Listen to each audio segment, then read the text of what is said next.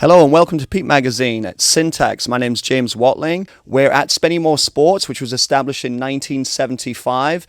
Predominantly combat sports such as pads, punch bags, boxing gloves, training wear, etc. But they actually also have some unique items such as sneakers, we might call them kicks, trainers, a wide and varied selection. So we've come here today to speak to the owner, Mr. Keiran Cain. Spennymoorsports, as I said, was established in 1975, so it has a long and lustrous history. So we've come today to find out a little bit more and see what we can check out.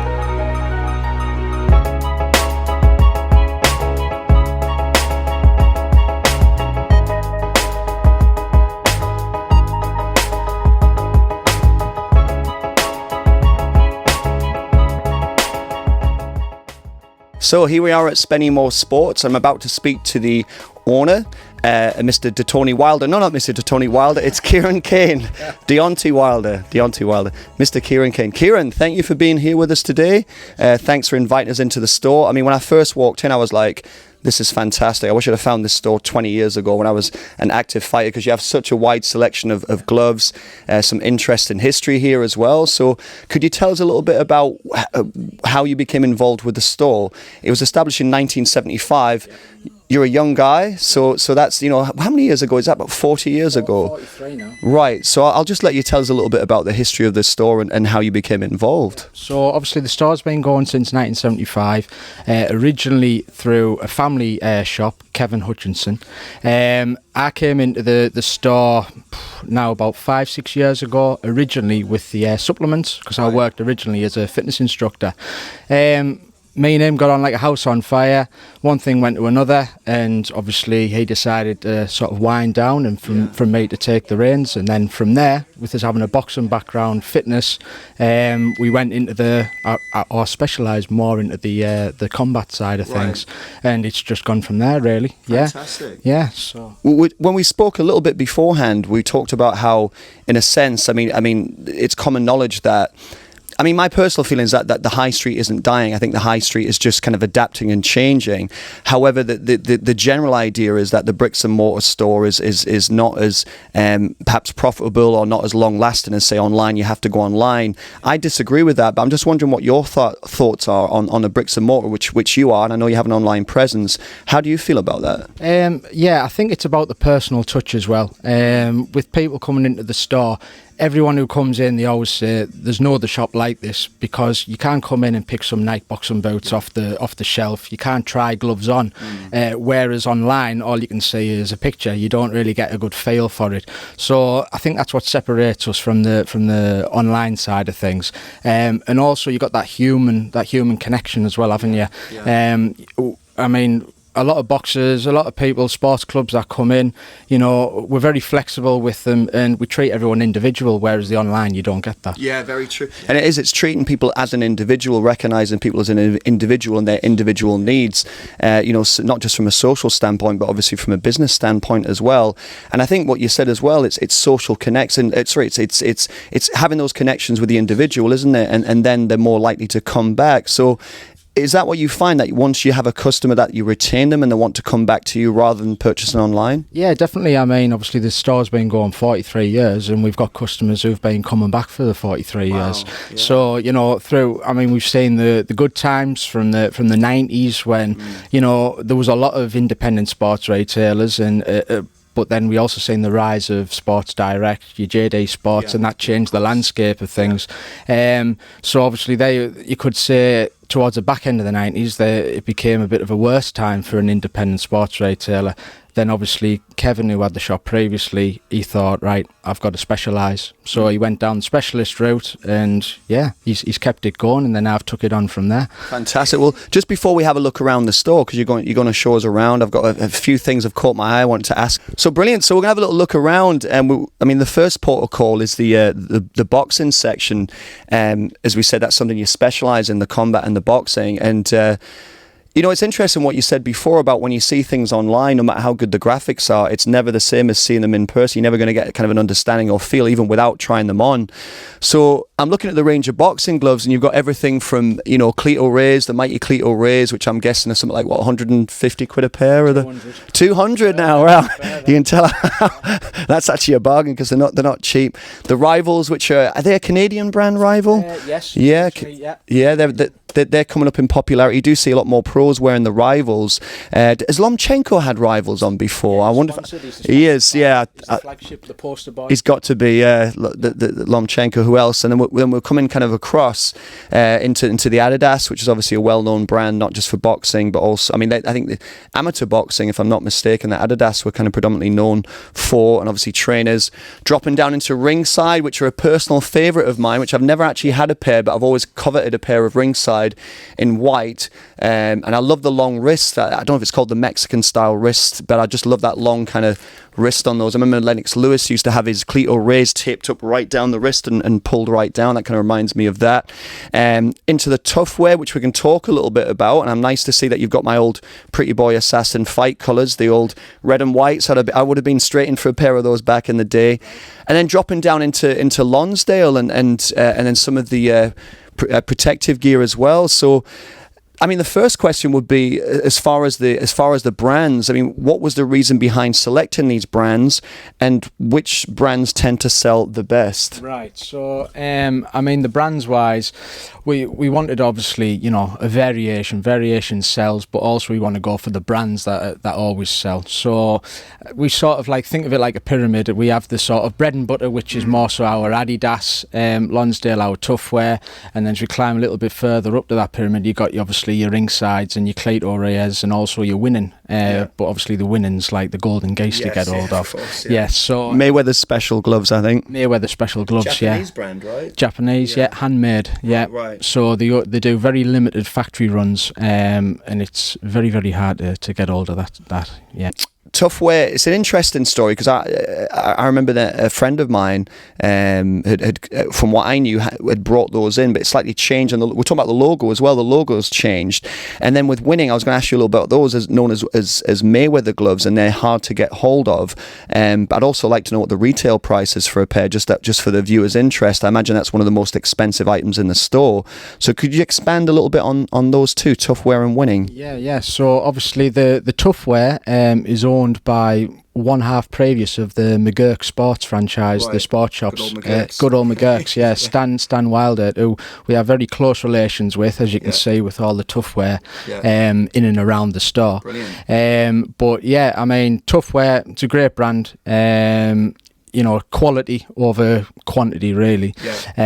So it's probably our bread and butter brand, alongside the Adidas. Winning's Japanese handmade brand, very limited factory runs. The most expensive glove we've done in Winning, £450 to a girl in Holland. Was that with discount? No, that was certainly not with discount. Yeah, so that was shipped over from Japan to us, and then straight over to Holland for a lady in Holland, Netherlands. Yeah. I've got to ask, what colour were the gloves? They were a limited edition white and gold metallics. Nice. Yeah, 16 ounce. Wow, that's fantastic. That's incredible for a price of gloves. I can't imagine Floyd Mayweather pays for his, though. He'll probably get some for nothing, but there probably is a lot more than what all of us are paying. Yeah, definitely. That's awesome. I mean, it's such a good selection, and that's the thing. I mean, I think the key point is that it's not just it's just see how the glove sits in a way, and you can just touch it, and you know, like I say, I've got to say once again, these are my favourites, and they are Tuf-Wear, the old Pretty Boy Assassin colours.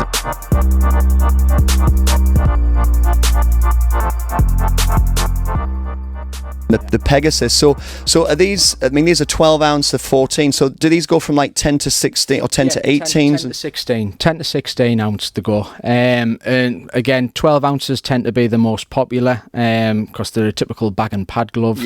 And then obviously your 16 ounce after that for the sparring.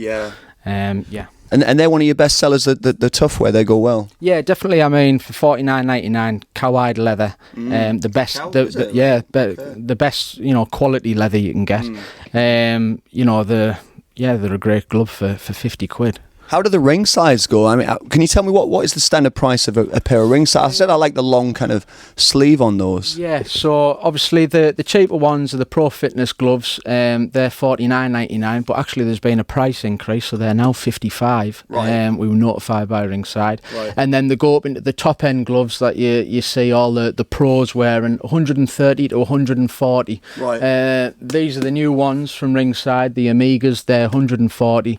The rest 130, all full leather. Yeah, right. Fantastic. And then we move along, and then we've got the just before we talk about the bags, and then the, I don't know what you call it, the protective and coaching. I mean, the protective gear, you've got your head guards, your variety of head guards. Again, you've got Adidas, there's some Ringside, Rival going on there. Rival, they gave me a set back in the day when I was active. They gave me a couple of bits, and I got hold of one of the head guards that had the DP30 technology in. Yes. Do they still do those? Yes, they still do them. The yes, they still do them. Still do them in the bag gloves, the RB10s. Yeah, right. Still do them in then. Yeah. Because I remember seeing a demo of a guy. He had it like a pad of the gel that they use, and he put his hand under it and hit it with a hammer. And well, apparently, if he did break his hand, he certainly didn't show it. So I imagine it protected him from impact. He's just a great figure. And this is great. We've got some coaching gear. I love these kind of shields that they have, boxing shields instead of using the kicking shields.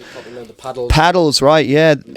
Well, I will still do some. Baz Jones, shout out to Baz and the manager who coached me in my box, and he would use the paddles. He recommended them a lot. So, what's the benefit of the paddles over the Focus Mitt? Over the Focus Mitt, so obviously you don't take the flak on your joints. Yeah. So all these sort of veteran coaches, they tend to suffer with bad shoulders, bad elbows, wrists. With the paddles, it takes the impact away from the joints. David Binns over at East Durham Hoffel College. He loves them because obviously he's got two goose shoulders, and obviously the paddles allow him just obviously coach people do the pads without obviously getting the flak. Definitely fantastic. And then just quickly onto the onto the bags here. So you've got a selection of bags. Again, we've talked about brands, but I'm interested in this one because I was trying to remember the name of the fighter I'd seen work one of these for the first time. The water bags. We'll get a little bit more info on them. And it was a chap who'd lost to Deontay Wilder. I got his name right. Deontay. See how I did that? Hey. That was for you, Deontay. And what was the fighter's name? He was a former WBC champ. The first time Deontay went 12 rounds, beat him on points. I thought it was an amazing performance. The second time, I think Deontay wiped him out in 2 or 3 rounds.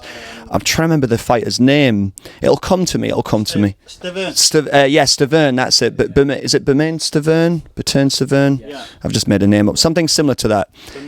Thank you. And I saw him working on one of these. So what's the benefit of I imagine it's to do with the impact on the joints. So it's joints really. It takes your joints, your elbows, your shoulders. They don't suffer so much by hitting these, because whereas a punch bag, obviously you're hitting a hard surface. Well, obviously an aqua bag, water bag, obviously the impact, the bag takes the majority of it rather than your joints. Yeah, of course. I was disappointed it was water. I had this idea. I just kind of like, synthetic gel inside it that you'd have to go and buy specifically, that'd probably work. We'll break out some John Frieda hair. Do you remember John Frieda hair gel? Shout back to the Silver Shadows. So we've talked a little bit about the sports nutrition. We're just going to kind of sweep over that. So you still keep a limited selection of sports nutrition, mini proteins and pre-workouts that I have seen. So can you just tell us a little bit about the supplement? Because you said it's dropped off quite predominantly, and it's not something that you now focus on. Because I mean, I've got a couple of friends at APN Nutrition, which is somebody I know very very well. They've got a couple of shops, one in the Metro Centre, one at I think it's the Galleries, and the APN, he's going really well. He has other brands as well, but he predominantly stocks sports nutrition. But for you, that's something you've drawn back on. Yeah, we've drawn back on it because obviously the online's killed it really for high street retailers. Obviously people know what they're getting in the tubs, so they don't need to come into a shop and look, touch, feel it. Need to ask it. They already know what they're getting. Yeah. We've dropped back. We keep the basics because obviously with the boxing side of things, it's still part and parcel of someone's training regime. Yeah. So we do stock the basics, but other than that, it has dropped off due to the online side of things. Yeah. Right, but it's still something that you want to keep a hold of. Hello, we have a few customers in still. How are you guys doing? Good.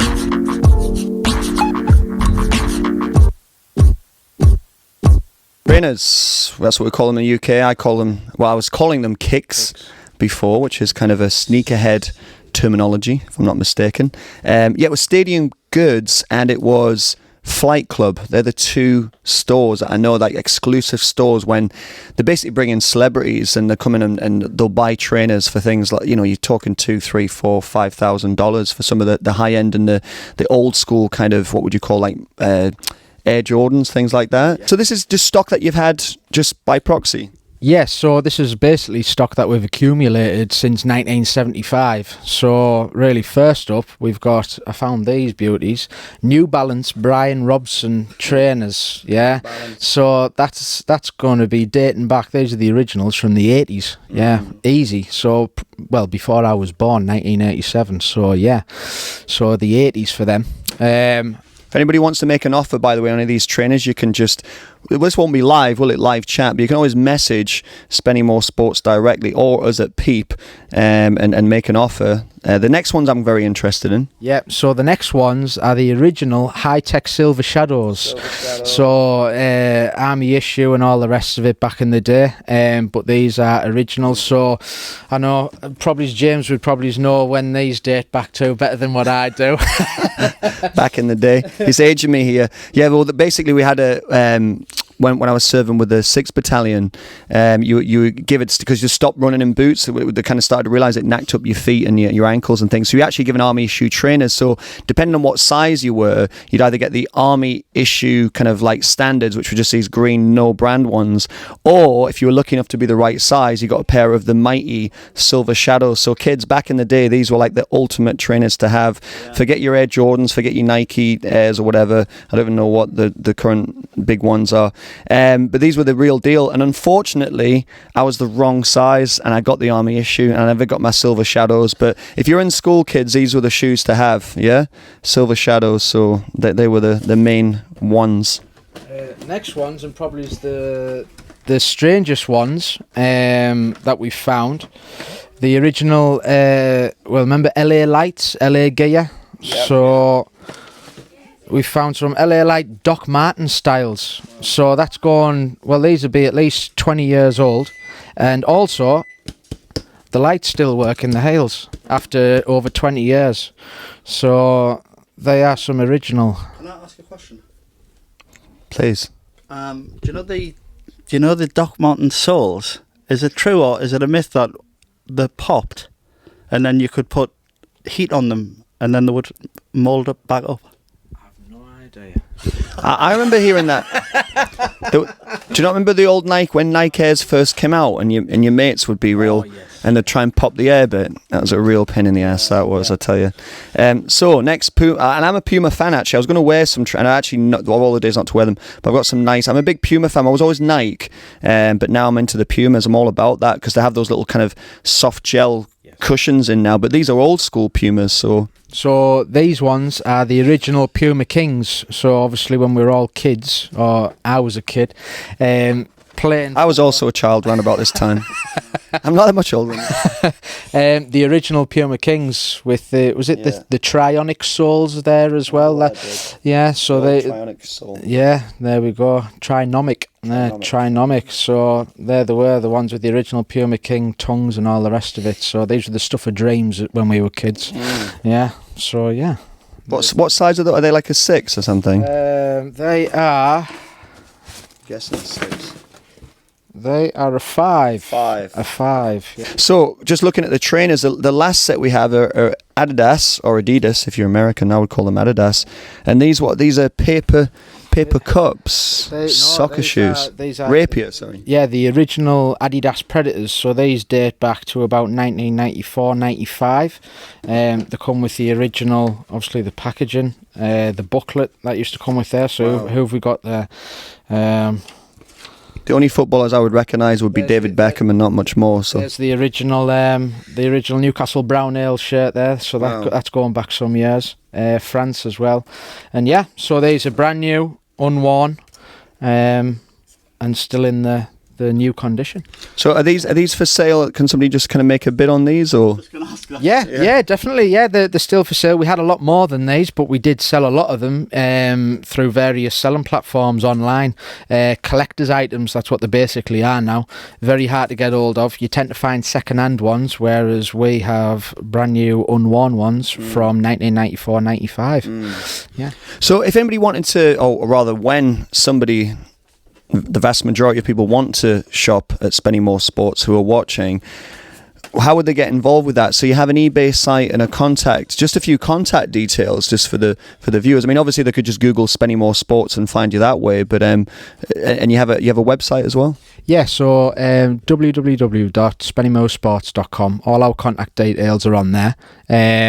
And yeah, just give us an email. You'll find us also at Instagram at Spennymoor Sports, and Facebook. Just search Spennymoor Sports. Contact us on any of those platforms. Yeah. So they can come down. They can either come down and visit the store, or they could just contact. They could even phone up, couldn't they, and ask some advice and things, and have the goods shipped out to them. Yeah, of course. Yeah, we've shipped some of these. Well, I say relics, but some of this footwear worldwide. So yeah, so wherever you are in the world, we can ship to you. Yeah, get involved. So we're talking a little bit about trainers, and you've very graciously showed us some of the kind of special items that you have in stock and some of the history behind those. However, as a self-reputed trainer expert, we want to test your knowledge, so we've actually brought in a pair of trainers, pair of Cliff's old trainers, to see if you can actually name that brand. So this is the great test. So are you ready? It's what's in the box. So I'm going to let you open the box and check those out. Dear me. What are these here? What's happened to them here? Well, I can definitely tell you what year they're from. Great. Yeah, 600 BC. And I'll tell you the last person who wore them, Moses. I have not the Moses' soul. Dear me. Have you got any clue? Apparently they have been washed. You don't even know what they are because the writing's entirely off on them. I think there was something like three. It said 3-stripe, and then it was in like German 3-stripe or something. Well, I'm going to make a prediction. I'm going to say that they're Adidas. No. Yes, I would just make out the R Adidas. Yes. Is there anyone out there who can name these? If there's anyone out there, they get a free T-shirt from us. Make that 2 T-shirts. If anybody can name them, you get one Spennymoor Sports T-shirt, and you also get a PEEP Limited magazine T-shirt. And any of your answers can just be kind of put onto the comment section. We'll pick the right answer out, and then, like I say, 2 T-shirts could be yours. So, without further ado, we talked a little bit about the embroidery service that you do, but you also do specialization of like hoodies and T-shirts and bags as well. But you have some of that's in store. So could you just tell us a little bit about those two, and we'll have a quick pop into the little office there and a workshop, like the Elf's workshop, and have a look. Yes. So obviously the embroidery, and we also do print.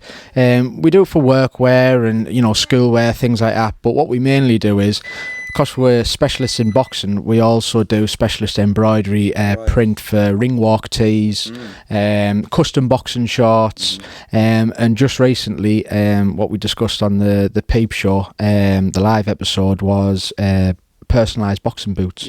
So we're the only retailer in the UK that offers that service with the boxing boots.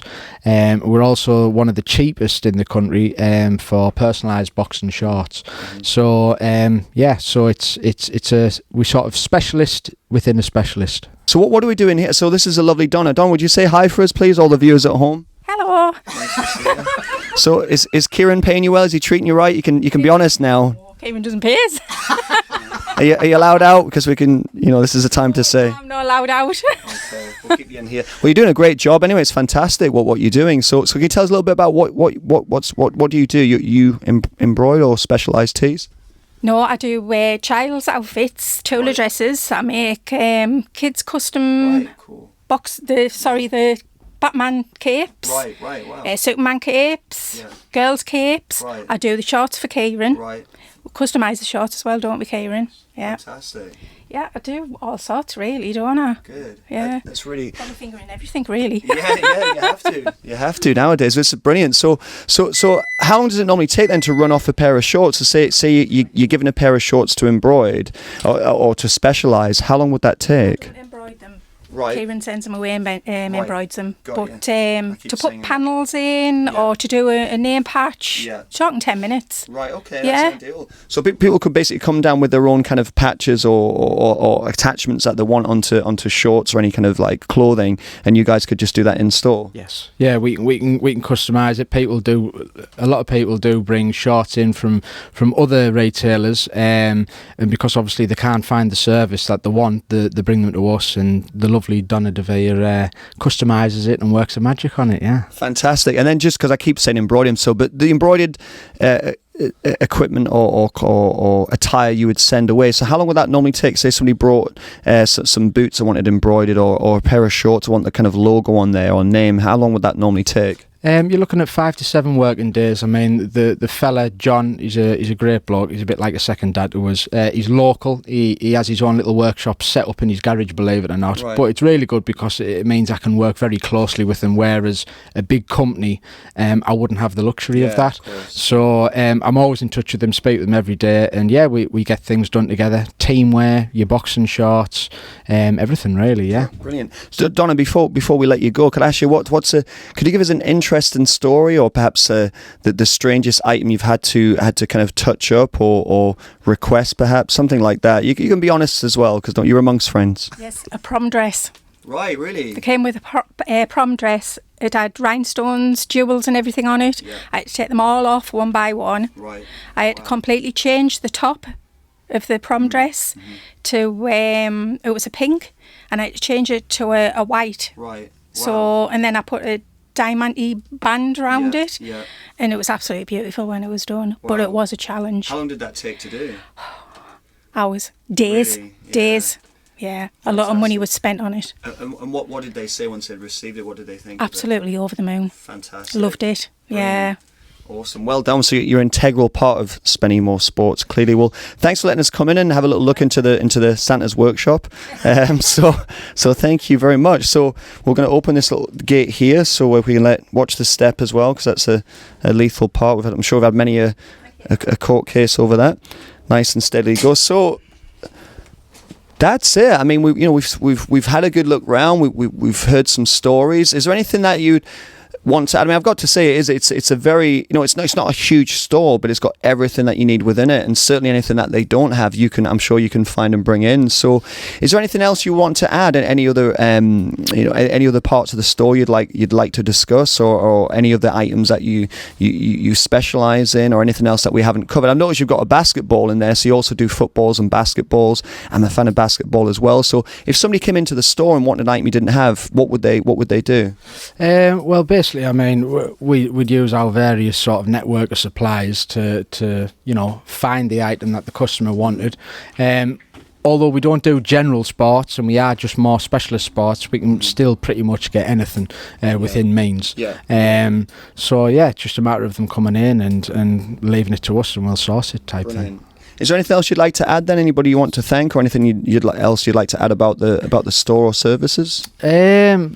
No, not really. Just, I mean, well, first and foremost, it would have to be, Kevin Hutchinson for, sort of being like a second dad to us, giving us the opportunity with the store, showing us everything with his past experience. I mean, 43 years of past experience, it goes a long way, doesn't it? And especially in the sporting industry, in the sporting retail trade, when you've got all the giants like Sports Direct and things like that, it's very hard for us sort of independent, smaller retailers to get by. I mentioned to Michael Booth and Stan Wilder at Tuf-Wear, again, great friends, but also, I work very closely with them in pushing the brand. And obviously Donna, the lovely Donna behind us there. Yeah. Shout out Donna. Yeah, shout out Donna. Yeah, and then Jamesy boy as well. I was about to say we're gonna have to get him on camera. We can't go without getting him on camera. James, come out here. Let's get him in. So yeah, no, we need to get you on camera, my man. So apparently, a little bit of history. You joined on was it just like a work placement from college or something? So it's James. You got one of the best names. Yeah. Brilliant. Yeah. Okay. And how old are you, James? 18, yeah. 18, brilliant. So you joined through a placement? Yeah, just work experience and you just kept us on ever since. Right, fantastic, good. So what is it, is it the eBay site that you mainly work and cover? Yeah, I just do all the eBay, up the back and that. Right. How does the eBay site go? Do you get a lot of orders or does it? Quite a lot, don't you? Yeah, Like we do. 200 odd stuff on the Right. sale. Could you give us just an interesting anecdote or story or what's a strange thing that you've sold on eBay or something about that you could, something for the viewers to kind of mull over? I don't know. I'll have to think. Here's one. What's the largest item you've ever had to pack and sell out on eBay? I don't know. I don't know. No, I don't know. We have no idea. There's many strange items that we've sold in here, especially on eBay, in terms of footwear as well. But probably more stranger is the characters we get through the front door as well. That's a whole episode on its own, really, isn't it? That's brilliant. So, but you enjoy working here, James. Anything you want to tell us amongst friends? Because you can reveal everything now if you're anchoring for a pay raise or an extra holiday or something like that. I don't know. He's the best boss. I'm going on holiday Wednesday as well. All So right. can't wait. He's just told me that. Can't wait. We're all friends here. Brilliant. Okay, well, listen, it's been great spending some time. Keiran, thank you very much. I sincerely appreciate the. Obviously, you've been a supporter of PEEP Magazine as well, and we hope to keep this as a lasting relationship. And we're very grateful for you to let us in and have a look around the store and cover a little bit of that. James, thank you for having us in as well and being very polite. And thank you to Donna. You're very welcome. So here we are at PEEP Syntax. Thank you for joining us. Hope you've enjoyed what you've watched. Keep in touch. The next live show will be coming to you soon. We'll give you a date for that. And the next Syntax, potentially we're moving on to speak to Barry at Long Sand Surf and looking at the renovation of the Tynemouth pool. Thank you very much. Goodbye.